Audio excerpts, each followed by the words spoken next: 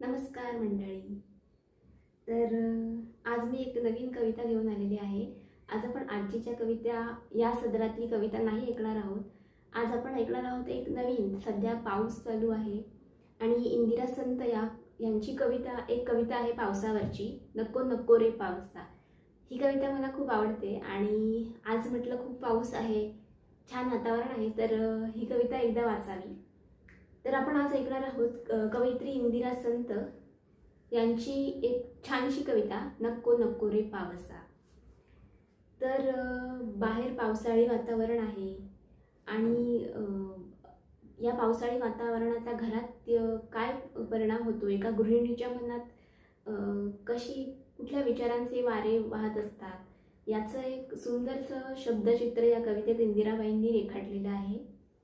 तर कवी इंदिराबाई असं म्हणतात की माझ्या घराचं छप्पर खूप खराब झालेलं आहे, तर ते गळतंय.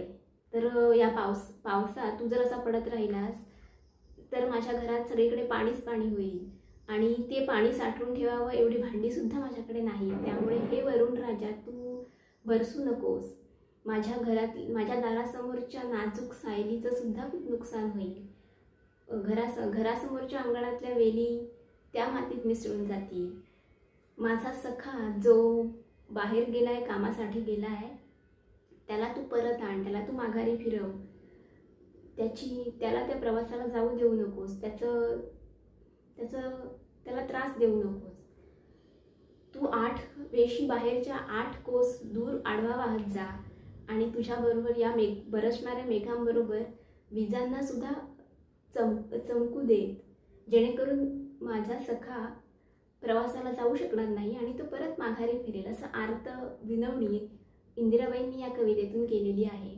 तिचं असं म्हणणं आहे की आयुष्यात मी खूप दुःख सहन केलेली आहेत, तर तू एवढं माझं ऐक ना आणि वरुण राजा माझ्या सख्याला परत पाठव, माघारी फिरव, तर तू एवढं माझं ऐक, अशी आर्त विनवणी इंदिराबाईंनी या कवितेत केलेली आहे. खूप छान सुंदर कविता आहे. चला तर आपण ऐकूया इंदिराबाईंची ही कविता, नको नको रे पावसा. नको नको रे पावसा असा धिंगाणा अवेळी, नको नको रे पावसा असा धिंगाणा अवेळी, घर माझे चंद्रमौळी आणि दारात सायली, घर माझे चंद्रमौळी आणि दारात सायली.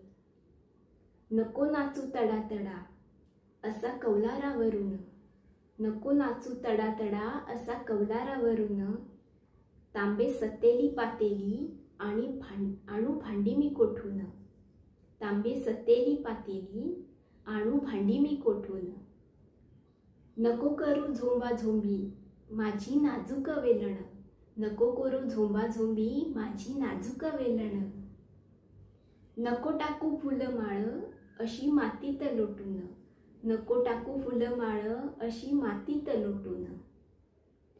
आडदांडा नको येऊ झेपावत दारातून, आडदांडा नको येऊ झेपावत दारातून, माझं नेसूच जुनेर नको टाकू भिजवून, माझं नेसूच जुनेर नको टाकू भिजवून.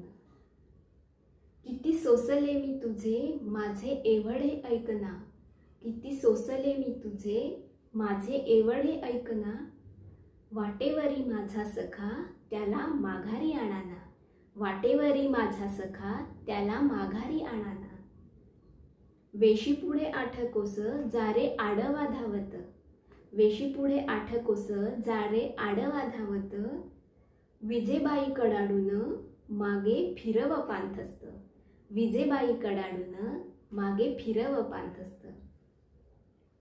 आणि पावसा राजसा नीट आणि सांभाळून, आणि पावसा राजसा नीट आणि सांभाळून, घाल कितीही धिंगाणा मग मुळी न बोलेन, घाल कितीही धिंगाणा मग मुळी न बोलेन. पितळेची लोटी वाटी तुझ्यासाठी मी मांडेन, पितळेची लोटी वाटी तुझ्यासाठी मी मांडीन, माझ्या सख्याच्या डोळ्यात तुझ्या विजेला पूजीन, माझ्या सख्याच्या डोळ्यात तुझ्या विजेला पूजीन, माझ्या सख्याच्या डोळ्यात तुझ्या विजेला पूजीन. खूप छान होती ना कविता.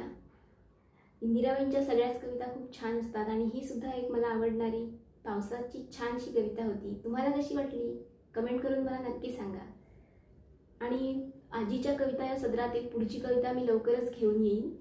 पण तोपर्यंत काही वेगळ्याही कविता आणि छान कवींच्या, छान कवयित्रींच्या छान सुंदर कविता आपण ऐकूयाच.